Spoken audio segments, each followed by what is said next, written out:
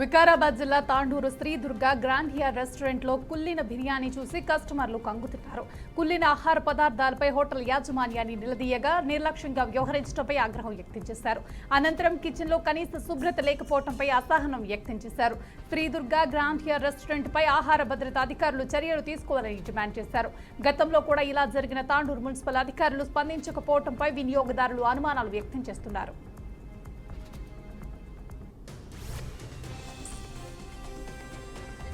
వికారాబాద్ జిల్లా ఎస్పీ స్నేహ మెహ్రా తన కార్యాలయంలో సమావేశం నిర్వహించారు. 2024-2025 సంవత్సరానికి సంబంధించిన కేసుల వివరాలను వెల్లడించారు.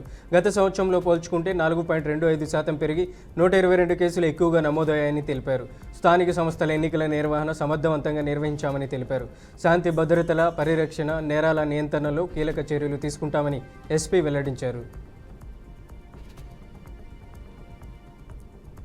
భద్రాద్రి కొత్తగూడెం జిల్లా అశ్వారావుపేట ఖమ్మం నేషనల్ హైవేపై ₹1 కోటి విలువైన గంజాయి పట్టుబడింది.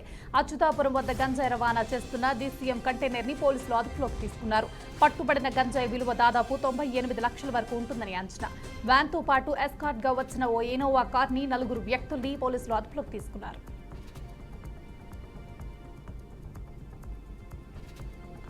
కర్నూలు జిల్లా టీడీపీ నూతన అధ్యక్షురాలిగా గుడిసె కృష్ణమ్మ బాధ్యతలు స్వీకరించారు. ఈ కార్యక్రమంలో ఎంపీ బస్టిపాటి నాగరాజు, మాజీ మంత్రి కేఈ ప్రభాకర్, మాజీ ఎమ్మెల్యే మీనాక్షి నాయుడు పాల్గొన్నారు. టీడీపీ జిల్లా పదవుల కేటాయింపులో సీఎం చంద్రబాబు బీసీలకు మరోసారి అధిక ప్రాధాన్యత కల్పించడంపై హర్షం వ్యక్తం చేశారు. స్థానిక సంస్థల ఎన్నికల్లో పార్టీ విజయానికి అందరూ సమిష్టిగా కృషి చేయాలని ఎంపీ బస్టిపాటి నాగరాజు కోరారు. మేడ్చల్ జిల్లా జవహర్ నగర్ లో ఎంపీ ఈటెల రాజేందర్ పర్యటించారు. స్థానిక డంపింగ్ యార్డ్ను తొలగించే విషయంలో రాష్ట్ర ప్రభుత్వం అలసత్వం వహిస్తే తీవ్ర పరిణామాలు ఉంటాయని ఎంపీ హెచ్చరించారు. అనంతరం జవహర్ నగర్ డంపింగ్ యార్డ్ పరిసర ప్రాంతాలను ఆయన పరిశీలించి ప్రజల సమస్యలను అడిగి తెలుసుకున్నారు. ఈ సమస్యలపై ప్రభుత్వం స్పందించి చర్యలు తీసుకోవాలని డిమాండ్ చేశారు. నెల్లూరు జిల్లా సంగం మండలం కొరిమేర్ల సమీపంలో రహదారిపై రోడ్డు ప్రమాదం చోటు చేసుకుంది. కలిగిరి వైపు నుంచి నెల్లూరు వెళ్తున్న ఓ కారు గేదెను తప్పించబోయి ఎదురుగా వస్తున్న ట్రక్ ఆటోను ఢీకొట్టింది. ఈ ప్రమాదంలో ఆటోలో ప్రయాణిస్తున్న ముగ్గురికి స్వల్ప గాయాలు కాగా ఒకరికి తీవ్ర గాయాలయ్యాయి. ఘటనపై పోలీసులు కేసు నమోదు చేసి దర్యాప్తు ప్రారంభించారు.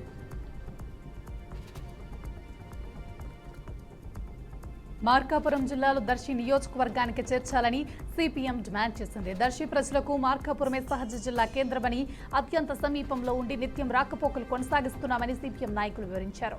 కూటమి ప్రభుత్వం ఎన్నికల సమయంలో ఇచ్చిన హామీలు నిలబెట్టుకుని రాజకీయ ప్రయోజనాల కోసం మాట మార్చకుండా దర్శి నియోజకవర్గాన్ని మార్కాపురం జిల్లాలోనే కొనసాగించాలని ప్రభుత్వానికి విజ్ఞప్తి చేశారు. ప్రకాశం జిల్లా తాలూరు మండల కేంద్రంలో నిర్మించిన కస్తూరిబా గర్ల్స్ హాస్టల్ భవనాన్ని మంత్రి డోలా బాల వీరాంజనేయ స్వామి ప్రారంభించారు. ఈ కార్యక్రమంలో ఎంపీ మాగుంట శ్రీనివాసరెడ్డి పాల్గొన్నారు. హాస్టల్స్ విషయంలో పిల్లలకి నాణ్యమైన విద్యతో పాటు RO ప్లాంట్లు, ఆరోగ్యవంతమైన భోజనం వసతులు కల్పిస్తున్నామని మంత్రి తెలిపారు.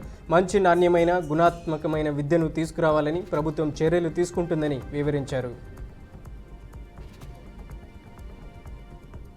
మన్యం జిల్లా పాలకొండ కొండాపురం గ్రామం గాయత్రీదేవి ఆలయంలో దొంగతనం కేసును పోలీసులు ఛేదించారు. ఉదయం 8:30 ప్రాంతంలో భక్తులు గుడికి వెళ్లిన దొంగలు అమ్మవారి విగ్రహంపై ఉన్న బంగారం అపహరణ చేశారు. ఈ ఘటనపై పాలకొండ పోలీసులు కేసు నమోదు చేసి నిందితులను అదుపులోకి తీసుకున్నారు. విజయవాడ జిల్లాలో కేసినేని ఫౌండేషన్, NIRD సంయుక్త ఆధ్వర్యంలో మహిళలు అందిస్తున్న శిక్షణ కార్యక్రమాలపై ఎంపీ కేసినేని శివనాథ్ సమావేశం నిర్వహించారు. 2024 ఎన్నికల్లో కూటమి అధికారంలోకి వచ్చినాక మహిళా సాధికారతకు ప్రాముఖ్యత ఇస్తుందని ఆయన వివరించారు. మహిళల ఆర్థిక అభివృద్ధే ప్రభుత్వ లక్ష్యమని ఎంపీ కేసినేని చిన్ని వెల్లడించారు. రంగారెడ్డి జిల్లా శంకరపల్లి మండలంలోని గోకులారం గ్రామంలో అనిల్ కుమార్ అనే యువకుడు ఆత్మహత్యకు పాల్పడ్డాడు. 2వ విడత సర్పంచ్ ఎన్నికల్లో సాయి కుమార్ అనే వ్యక్తి సర్పంచ్గా పోటీ చేసి ఓడిపోయాడు. తనకు ఓటు వేయలేదని భావించిన అభ్యర్థి సాయి కుమార్ అనిల్ను మందలించడంతో మనస్తాపానికి గురై ఉరి వేసుకుని ఆత్మహత్య చేసుకున్నాడు. ఈ ఘటనపై పోలీసులు కేసు నమోదు చేసి మృతదేహాన్ని పోస్టుమార్టం నిమిత్తం ప్రభుత్వ ఆసుపత్రికి తరలించారు. కోనసీమ జిల్లా ముమ్మిడివరం పోలీస్ స్టేషన్లో అమలాపురం డీఎస్పీ ప్రసాద్ ఆకస్మిక తనిఖీలు నిర్వహించారు. పోలీస్ స్టేషన్లోని కేసు రికార్డులు, దర్యాప్తు పురోగతిని ఆయన స్వయంగా పరిశీలించారు. కేసుల దర్యాప్తు గతంలో పోలిస్తే మరింత మెరుగుపడిందని తెలిపారు. సంక్రాంతి పండుగల నేపథ్యంలో కోడిపందాలు, జూదాలు, గుండాటలు, పేకాట వంటి అక్రమ కార్యకలాపాలకు కఠినంగా వ్యవహరిస్తామని ఆయన తెలిపారు. పండుగలను ప్రశాంతంగా జరుపుకోవాలని వెల్లడించారు.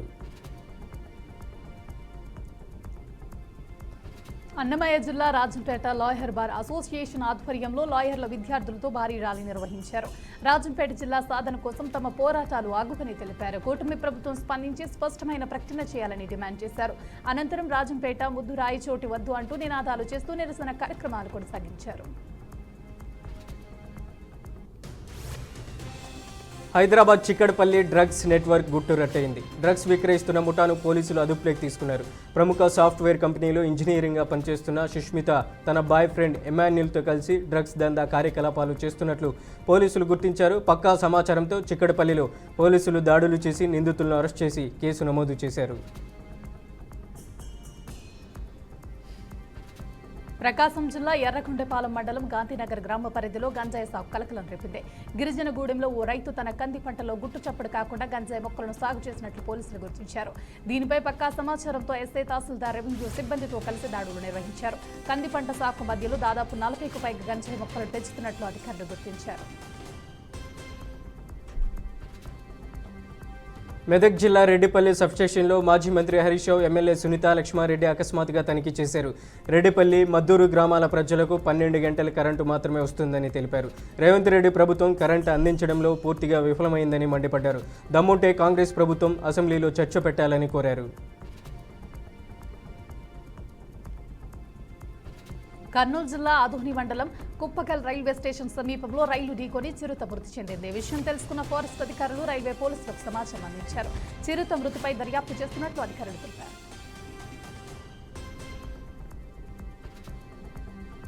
సత్యసాయి జిల్లా హిందూపురం 27న వందే భారత్ రైలును కేంద్ర మంత్రి సోమన్న ప్రారంభిస్తారని ఎంపీ పార్థసారథి పేర్కొన్నారు. ముందస్తు ఏర్పాట్లపై ఎంపీ రైల్వే స్టేషన్ను సందర్శించారు. జరుగుతున్న పలు అభివృద్ధి కార్యక్రమాల గురించి రైల్వే అధికారులతో ఆరా తీశారు. పార్లమెంట్ కేంద్రమైన హిందూపురాన్ని మరింత అభివృద్ధి పరిచేందుకు కృషి చేస్తానని ఆయన వివరించారు.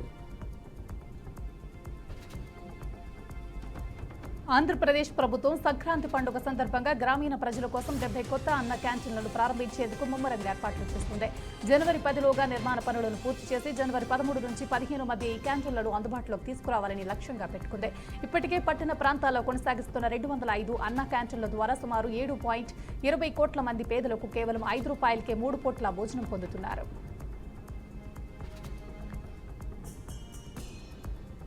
ఏపీ మంత్రి గుమ్మడి సంధ్యారాణి తనపై, తన కుటుంబంపై తప్పుడు ఆరోపణలు చేయడం తీవ్రంగా వ్యతిరేకించారు. ఆమె కుమారుడు పీఏపై ఆరోపణలో నిజం లేదని ఎస్పీ క్లీన్ చిట్ ఇచ్చారు. సైబర్ క్రైమ్ పోలీసులు పూర్తి విచారణ జరపాలని మంత్రి ఆదేశించారు. అవాస్తవ ప్రచారం చేసేవారిపై చట్టపరమైన చర్యలు తప్పవని మంత్రి హెచ్చరించారు. దేశవ్యాప్తంగా వాయు కాలుష్యం పెరుగుతున్న సమయంలో ఎయిర్ ప్యూరిఫైర్లపై అధిక జీఎస్టీ వసూలు చేయడాన్ని ఢిల్లీ హైకోర్టు కేంద్రాన్ని నిలదీసింది. కోర్టు కాలుష్య పరిస్థితుల్లో వీటిని వైద్య పరికరాలుగా పరిగణించి పన్నును 5% తగ్గించాలంటూ కేంద్రం తక్షణ వివరణ ఇవ్వాలని ఆదేశించింది. స్వచ్ఛమైన గాలి పౌరుల ప్రాథమిక హక్కు అని, కాలుష్య కారణంగా వేలాది ప్రాణాలు కోల్పోతున్న సమయంలో పన్ను మినహాయింపును వాయిదా వేయడం సరికాదని ధర్మాసనం అసహనం వ్యక్తం చేసింది.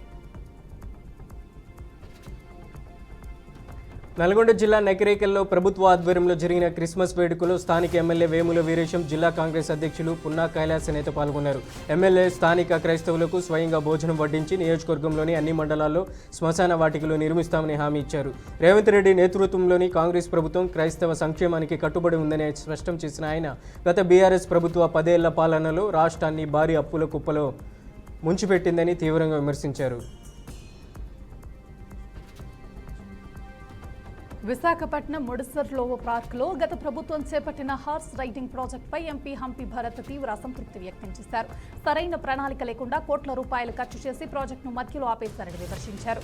ప్రజల డబ్బుతో ప్రైవేట్ లాభాలు సృష్టించడాన్ని తాము సహించబోమని స్పష్టం చేశారు. ప్రాజెక్టుని పూర్తి చేసి విజయవంతంగా నడిపే వెంచర్కి అవకాశం ఇస్తామని, ప్రభుత్వానికి ఆదాయం వచ్చేలా కొత్త విధానం అమలు చేస్తామని ఎంపీ హంపి భరత్ తెలిపారు. మహబూబాబాద్ జిల్లా తహసీల్దార్ కార్యాలయం ఎదుట రిటైర్డ్ ఎంప్లాయీస్ వెల్ఫేర్ అసోసియేషన్ ఆధ్వర్యంలో నిరాహార దీక్ష కార్యక్రమం నిర్వహించారు. ప్రభుత్వం వెంటనే విశ్రాంతి ఉద్యోగుల బకాయిలు చెల్లించాలంటూ డిమాండ్ చేశారు.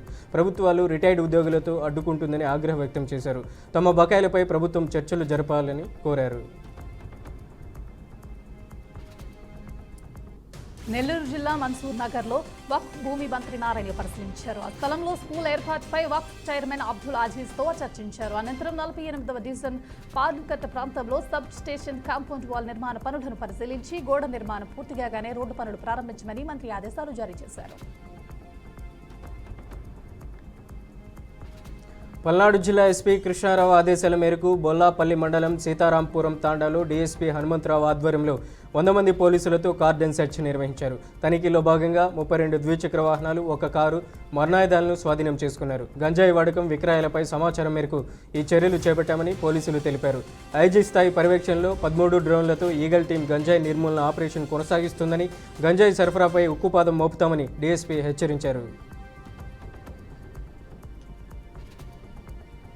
రాజన్న సిరిసిల్ల జిల్లాలో తాగునీటి ఎద్దడి, మిషన్ భగీరథ సరఫరా లోపాలు, పారిశుద్ధ్య నిర్లక్ష్యాన్ని నిరసిస్తూ బీజేపీ పట్టణ శాఖ ఆధ్వర్యంలో మున్సిపల్ కార్యాలయాన్ని ముట్టడించారు. బీజేపీ నాయకులు, మహిళలు మున్సిపల్ కార్యాలయ ప్రధాన ద్వారం వద్ద బైఠాయించి చేతుల్లో ఖాళీ బిత్తలతో నిరసన వ్యక్తం చేశారు. నీటి సరఫరా సక్రమంగా లేక ఎదుర్కొంటున్న ఇబ్బందులను అధికారుల దృష్టికి తీసుకెళ్లిన వారు మిషన్ భగీరథ తాగునీటి సమస్యలను వెంటనే పరిష్కరించాలని డిమాండ్ చేశారు. విజయవాడ జిల్లా జగ్గయ్యపేటలో తనను పెళ్లి చేసుకోవాలంటూ ఓ యువతి ప్రియుడి ఇంటి ముందు ధర్నాకు దిగింది. కైకలూరుకు చెందిన వరలక్ష్మి, బాలు సత్యదేవ్ అనే యువకుడు 6 ఏళ్లుగా ప్రేమించుకుంటున్నారని, పెళ్లి ప్రస్తావన వచ్చేసరికి యువకుడు మొహం చాటేస్తున్నాడని బాధితురాలు ఆవేదన వ్యక్తం చేస్తుంది. గతంలో కేసు పెట్టినప్పుడు నువ్వే మా కోడలినివని చెప్పిన ప్రియుడి కుటుంబం సభ్యులు ఇప్పుడు మాట మార్చి యువకుడిని దాచిపెట్టారని వరలక్ష్మి ఆరోపిస్తుంది. 13 ఏళ్ల పరిచయం, 6 ఏళ్ల ప్రేమను కాదని తనను వదిలించుకోవాలని చూస్తున్నారని, తక్షణమే అధికారులు స్పందించి తనకు న్యాయం చేయాలని ఆమె డిమాండ్ చేస్తుంది. సిరిసిల్ల జిల్లా రుద్రంగి మండలంలో శ్రీ బుగ్గ రాజరాజేశ్వర స్వామి ఆలయ పరిసరాల్లో చిరుతపులి సంచారం గ్రామస్తులలో తీవ్ర కలకలం రేపింది. రాత్రి సమయంలో అటుగా వెళ్తున్న కొందరు వ్యక్తులు ఒక బండపై కూర్చున్న చిరుతను సెల్ ఫోన్లలో చిత్రీకరించడంతో ఈ విషయం వెలుగులోకి వచ్చింది. ఇప్పటికే రుద్రంగి, రిమడ్ల, మనాల అటవీ ప్రాంతాల్లో చిరుతల కలదలికలు ఉన్నట్లు ఫారెస్ట్ అధికారులు ధృవీకరించగా గ్రామస్తులు భయాందోళనకు గురై ప్రాణాలు గుప్పెట్లో పెట్టుకోవాల్సి వస్తుంది. పరిస్థితిని దృష్టిలో ఉంచుకుని అధికారులు ప్రజలను అప్రమత్తంగా ఉండాలని, ఒంటరిగా అటవీ ప్రాంతాలకు వెళ్లవద్దని హెచ్చరించారు.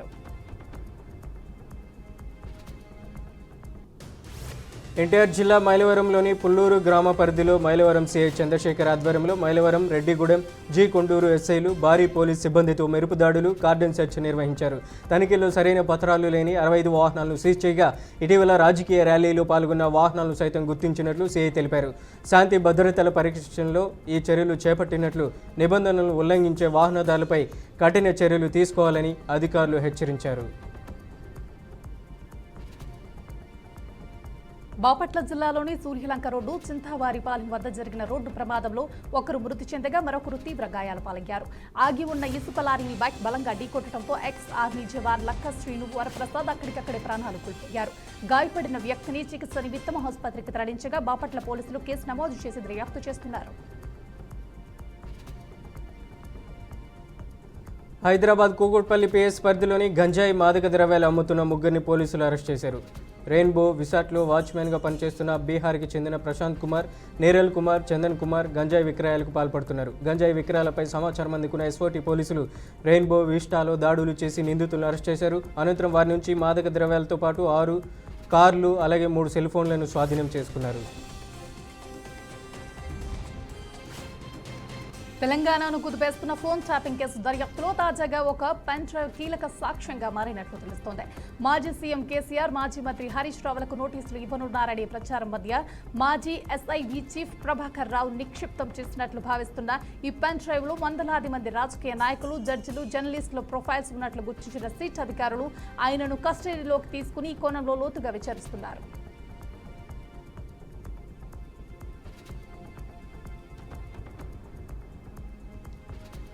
బాపట్ల జిల్లా చందోలు పోలీస్ స్టేషన్ పరిధిలో నేషనల్ హైవే 216పై ఉన్న రెడ్డిపాలెం ప్రమాద ప్రాంతాన్ని జిల్లా ఎస్పీ బి ఉమామహేశ్వర్ ఐపీఎస్ గారు క్షేత్రస్థాయిలో పరిశీలించారు. ఈ సందర్భంగా అప్రోచ్ రోడ్లలో స్పీడ్ బ్రేకర్లు నిర్మించాలని, వాహనదారులకు స్పష్టంగా కనిపించేలా వైట్ లైన్స్ మరియు ఎల్లో బ్లింకింగ్ లైట్లు ఏర్పాటు చేయాలని అధికారులను ఆదేశించారు.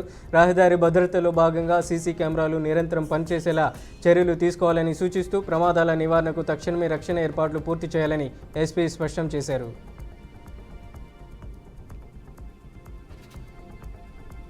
తిరుపతిలో వృద్ధుల కోసం ఉచితంగా బాలాజీ దర్శన పథకం ప్రారంభమైంది. సీఎం చంద్రబాబు నాయుడు ఈ పథకాన్ని ప్రారంభించారు. 65 సంవత్సరాలు అంతకంటే ఎక్కువ వయసు ఉన్న వృద్ధులు ఈ పథకానికి అర్హులు. ఉదయం 10 గంటలకు, మధ్యాహ్నం 3 గంటలకు వృద్ధులకు ఉచితంగా స్వామివారిని దర్శించుకునే అవకాశం కల్పిస్తారు. S1 కౌంటర్ వద్ద ఫోటో గుర్తింపు కార్డు, వయస్సు ధృవీకరణ పత్రం చూపిస్తే దర్శనానికి అనుమతిస్తారు. జగిత్యాల ఎమ్మెల్యే డాక్టర్ సంజయ్ కుమార్పై మాజీ మంత్రి జీవన్ రెడ్డి తీవ్రస్థాయిలో విమర్శలు గుప్పించారు. రోడ్డు విస్తరణ జరిగితేనే రాజకీయాల్లో ఉంటానన్న ఎమ్మెల్యే వ్యాఖ్యలు విడ్డూరంగా ఉన్నాయని, అసలు విస్తరణ జాప్యానికి కారణమే సంజయ్ కుమార్ అని ఆయన ఆరోపించారు. గతంలో మున్సిపల్ తీర్మానాలను తొంగలో తొక్కి ఎన్నికల లబ్ధి కోసం విస్తరణను అడ్డుకున్నది ఎమ్మెల్యే కాదా అని ప్రశ్నించిన జీవన్ రెడ్డి సెట్ బ్యాక్ లేకుండా నిర్మించిన ఆక్రమణలను తక్షణమే తొలగించాలని డిమాండ్ చేశారు. మైలర్ దేవుపల్లి పోలీస్ స్టేషన్ పరిధిలో అర్ధరాత్రి పోలీసులు మిషన్ చపుత్ర కార్యక్రమాన్ని నిర్వహించారు. అర్ధరాత్రి రోడ్లపై కూర్చునే వారిపై పోలీసులు కఠినంగా వ్యవహరించారు. సైబరాబాద్ సిపి ఆదేశాల మేరకు మైలర్ దేవుపల్లి పోలీస్ స్టేషన్ పరిధిలో మిషన్ చపుత్ర నిర్వహించినట్లు ఇన్స్పెక్టర్ బి సత్యనారాయణ తెలిపారు. నిబంధనలు పాటించకుండా అర్ధరాత్రి దాటిన తర్వాత కూడా తెరిచి ఉన్న హోటళ్లు, పాన్ షాప్లను పోలీసులు మూసివేయించారు. సంగారెడ్డి జిల్లా కొల్లూరులోని బ్లూసమ్ హైట్స్ అపార్ట్మెంట్లో ఎస్టీపీ ప్లాంట్ శుభ్రం చేస్తూ ఊపిరాడక 2 కార్మికులు ప్రాణాలు కోల్పోయారు. ఒడిశాకు చెందిన సోమిత్ రాయదాస్ అలాగే హరీష్ సింగ్లు రాత్రి సమయంలో ట్యాంకులోకి దిగగా ఆక్సిజన్ అందక అక్కడికక్కడ మృతి చెందినట్లు పోలీసులు నిర్ధారించారు. ఆర్ఆర్ ఇంజనీరింగ్ కంపెనీలో ఆపరేటర్లుగా పనిచేస్తున్న వీరి మృతిపై సెక్యూరిటీ సిబ్బంది సమాచారం అందించగా బాధితుల కుటుంబ సభ్యుల ఫిర్యాదు మేరకు పోలీసులు కేసు నమోదు చేసి దర్యాప్తు చేపట్టారు. సూర్యాపేట జిల్లా కోదాడ మండలం ఖమ్మం క్రాస్ రోడ్ వద్ద ఘోర రోడ్డు ప్రమాదం చోటు చేసుకుంది. ద్వారకుంట గ్రామానికి చెందిన జక్కుల శివ టీ తాగేందుకు కోదాడ వెళ్తుండగా మేళ్ల చెరువు వైపు నుంచి అతివేగంగా వచ్చిన లారీ ఆయన ద్విచక్ర వాహనాన్ని బలంగా ఢీకొట్టింది. సమాచారం అందుకున్న పోలీసులు వెంటనే ఘటనా స్థలానికి చేరుకుని మృతదేహాన్ని పోస్టుమార్టం కోసం ప్రభుత్వ ఆసుపత్రికి తరలించారు. పోలీసులు కేసు నమోదు చేసి దర్యాప్తు ప్రారంభించారు. అమెరికాకు చెందిన సంస్థ కోసం ఇస్రో చేపట్టిన తొలి వాణిజ్య ప్రయోగం విజయవంతం కావడంపై ఇస్రో చైర్మన్ వి నారాయణన్ హర్షం వ్యక్తం చేశారు. శ్రీహరికోట నుండి జరిగిన 104వ ప్రయోగం ద్వారా LVM-3 రాకెట్ 9వసారి వరుస విజయాన్ని సాధించింది. ఈ రాకెట్ ఇప్పటి వరకు ఒక్క విఫలం కూడా లేకుండా 100% విశ్వసనీయతను నిరూపించింది. కేవలం 52 రోజుల స్వల్ప వ్యవధిలోనే రెండోసారి LVM-3ని ప్రయోగించడం ద్వారా ఇస్రో తన కార్యదక్షతను చూపినట్లు ఆయన తెలిపారు. హైదరాబాద్ పాత బస్తీలోని ఉస్మాన్ బాగ్లో అగ్ని ప్రమాదం చోటు చేసుకుంది. ఒక స్లిప్పర్ తయారీ ఫ్యాక్టరీలో ఒక్కసారిగా భారీగా మంటలు చెలరేగడంతో స్థానికులు భయాందోళనకు గురయ్యారు. సమాచారం అందుకున్న వెంటనే ఘటనా స్థలానికి చేరుకున్న ఫైర్ సిబ్బంది మంటలను అదుపులోకి తెచ్చారు. అదృష్టవశాత్తు ఈ ప్రమాదంలో ఎలాంటి ప్రాణ నష్టం జరగలేదని అధికారులు ధృవీకరించారు. ప్రమాదం జరగడానికి గల కారణాలు ఇంకా తెలియాల్సి ఉందని పోలీసులు కేసు నమోదు చేసుకుని దర్యాప్తు చేస్తున్నారని సమాచారం. తూర్పుగోదావరి జిల్లా దేవరపల్లి గోపాల్పురం పోలీస్ స్టేషన్ను ఏలూరు రేంజ్ ఐజీ అశోక్ కుమార్ వార్షిక తనిఖీలో భాగంగా సందర్శించారు. జాతీయ రహదారులపై పెరుగుతున్న రోడ్డు ప్రమాదాలను నివారించేందుకు బ్లాక్ స్పాట్లను గుర్తించి ప్రత్యేక చర్యలు చేపడుతున్నట్లు, రాంగ్ రూట్ ప్రయాణాలు మానుకోవాలని ఆయన హెచ్చరించారు. గత 3 ఏళ్లుగా క్రైమ్ రేటు తగ్గుముఖం పట్టిందని, గంజాయి సాగు, అక్రమ రవాణాపై ఉక్కుపాదం మోపుతున్నట్లు, విశాఖ మాన్యం ప్రాంతంపై నిరంతర నిఘా కొనసాగుతున్నట్లు ఐజీ స్పష్టం చేశారు. యాదాద్రి భువనగిరి జిల్లా యాదగిరిగుట్టలో ప్రభుత్వ విప్ పేర్ల ఐలయ్య ఆధ్వర్యంలో ఆలేరు నియోజకవర్గ సర్పంచులు, ఉప సర్పంచుల ఆత్మీయ సన్మాన సభ ఘనంగా జరిగింది.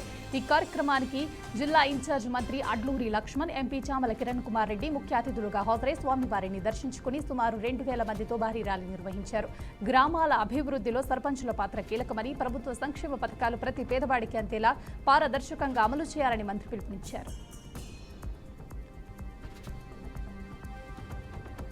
కడప జిల్లా జమ్మలమడుగు మండలం గండికోటలో గోవర్ధన్ రెడ్డి అనే యువకుడు అద్దె గదిలో మృతి చెందిన ఘటన కలకలం రేపింది.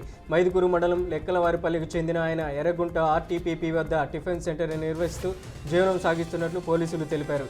గది తలుపులు తెచ్చుకోకపోవడంతో యాజమాని ఇచ్చిన సమాచారం మేరకు పోలీసులు ఘటనా స్థలాన్ని చేరుకొని మృతదేహాన్ని స్వాధీనం చేసుకున్నారు. ఈ ఘటనపై కేసు నమోదు చేసి దర్యాప్తు కొనసాగిస్తున్నారు. కర్నూలు జిల్లా ఎమ్మిగనూరులో నిర్వహించిన వైఎస్ఆర్సీపీ పార్టీ కార్యకర్తల విస్తృత స్థాయి సమావేశంలో పార్టీ నేత ఎర్రకోట రాజీవరెడ్డి పాల్గొని కూటమి ప్రభుత్వంపై తీవ్ర స్థాయిలో విరుచుకుపడ్డారు. వాలంటీర్లకు అండగా ఉంటామని హామీ ఇచ్చి అధికారంలోకి వచ్చిన తర్వాత వారిని తొలగించడం వంచనగా అభివర్ణించారు. మెడికల్ కాలేజీల ఏర్పాటుపై ప్రభుత్వం వెనకడుగు వేయటం దారుణమని విమర్శించారు. తెలంగాణ రైజింగ్ విజన్ 2047 లక్ష్యాలను సాధించేందుకు ప్రతి అధికారి పూర్తి జవాబుదారీతనంతో పనిచేయాలని సీఎం రేవంత్ రెడ్డి స్పష్టం చేశారు. సచివాలయంలో జరిగిన ఉన్నత స్థాయి సమీక్షలో ప్రభుత్వ కార్యాలయాలను జనవరి 26లోగా అద్దె భవనాల నుంచి సొంత భవనాల్లోకి మార్చాలని, జనవరి 31లోగా అన్ని శాఖల్లో ఈ ఫైలింగ్ విధానాన్ని అమలు చేయాలని సీఎం రేవంత్ ఆదేశించారు. ఐఏఎస్ అధికారులు 10 రోజులకు ఒకసారి క్షేత్రస్థాయి పర్యటనలు చేయాలని, ప్రతి నెల పనితీరుపై సమీక్ష ఉంటుందని సీఎం రేవంత్ హెచ్చరించారు. కేంద్రంలోని బీజేపీ ప్రభుత్వం అనుసరిస్తున్న లోపభూయిష్ట విధానాల వల్ల చిన్న వ్యాపారులు, ముఖ్యంగా వైశ్య వర్గం తీవ్రంగా నష్టపోతుందని కాంగ్రెస్ అగ్రనేత రాహుల్ గాంధీ ఆరోపించారు. వైశ్య వ్యాపారులతో భేటీ అనంతరం ఎక్స్ వేదికగా స్పందించిన ఆయన అస్తవ్యస్త జీఎస్టీ విధానం, గుత్తాధిపత్య సంస్థలకు బీజేపీ ప్రభుత్వం కొమ్ము కాయటమే దేశ ఆర్థిక వ్యవస్థకు వెన్నెముకైన చిన్న పరిశ్రమల పతనానికి కారణమని మండిపడ్డారు. ఇది కేవలం విధాన వైఫల్యం మాత్రమే కాదని భారత భవిష్యత్తుపై జరుగుతున్న దాడిగా అభివర్ణించిన రాహుల్ గాంధీ బీజేపీ మనస్తత్వానికి వ్యతిరేకంగా పోరాడాలని పిలుపునిచ్చారు.